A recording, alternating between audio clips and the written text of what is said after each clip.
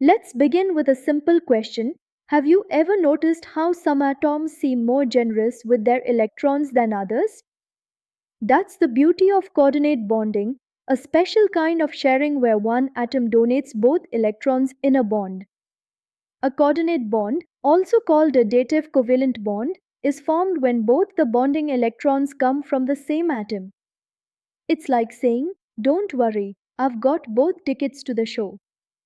This usually happens when an atom with a lone pair of electrons, like oxygen or nitrogen, donates that pair to an electron deficient atom, such as a hydrogen ion. For example, in the formation of ammonium ion, the nitrogen atom in ammonia donates its lone pair to a hydrogen ion. This special bond is often shown with an arrow pointing from the donor atom to the acceptor atom, signifying that the electrons came entirely from one side. And you'll find coordinate bonds everywhere, in acids like hydronium ion, in bases like ammonia, and even in complex ions and proteins.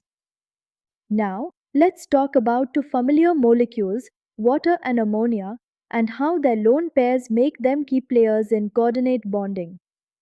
In a water molecule, spelled H2O, the oxygen atom forms two covalent bonds with hydrogen atoms and still retains two lone pairs of electrons. In ammonia, written as an H3, the nitrogen atom forms three covalent bonds with hydrogen and keeps one lone pair of electrons. These lone pairs are unshared electrons, not part of any bond, which makes them ready to be donated in a coordinate covalent bond. The presence of these lone pairs on oxygen and nitrogen allows them to interact with atoms like hydrogen ions, leading to the formation of hydronium and ammonium ions. And that's what we'll explore next. Let's dive into the chemistry of acids and how they interact with water to form the hydronium ion. Start with a water molecule, H2O. It has a lone pair of electrons on its oxygen atom.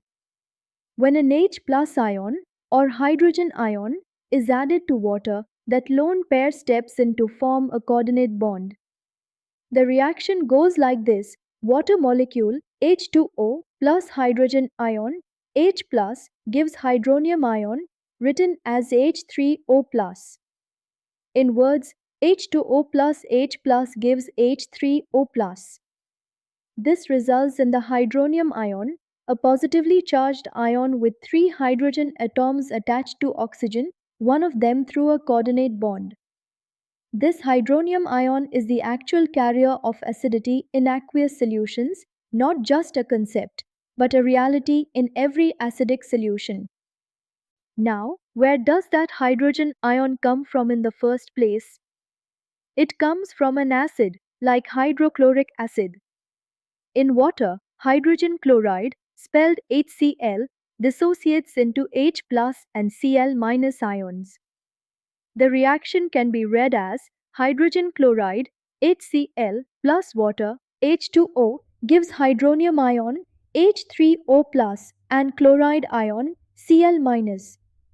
Spelled out fully, HCl plus H2O gives H3O plus and Cl minus. The polar nature of water allows it to stabilize the H plus ion by accepting it through a coordinate bond, forming hydronium. This process explains why strong acids are so reactive in water. They generate hydronium ions that drive all acid-base reactions. Next, let's look at the formation of the ammonium ion, a classic example of coordinate bonding.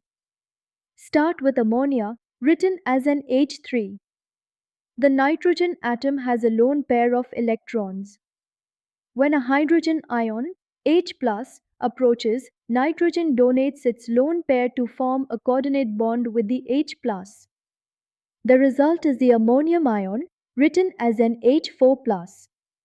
Spelled as NH3 plus H plus gives an H4+. This newly formed ammonium ion has four hydrogen atoms bonded to nitrogen, one of them via a coordinate bond. The geometry becomes tetrahedral, and the molecule gains a positive charge due to the addition of the proton. You'll encounter ammonium ions in fertilizers. biological excretion, and acid-base reactions. But what if the hydrogen ion doesn't come directly? What if it comes from hydronium in water? Here's how it works. Ammonia, NH3, reacts with hydronium ion, H3O+, to form ammonium ion, NH4+, and water, H2O, spelled as NH3 plus H3O plus gives NH4 plus and H2O.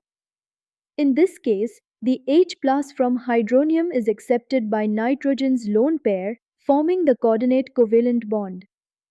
The reaction leaves behind the neutral water molecule, H2O, and a positively charged ammonium ion. This reaction is commonly observed in acid-base neutralization reactions in aqueous systems, a simple yet elegant transformation. Let's summarize what we've learned about coordinate bonding and how it gives rise to some of the most important ions in chemistry. A coordinate covalent bond is formed when one atom donates both electrons to a bond, usually from a lone pair. In the case of the hydronium ion, oxygen in water donates its lone pair to a hydrogen ion. That's H2O plus H plus gives H3O plus.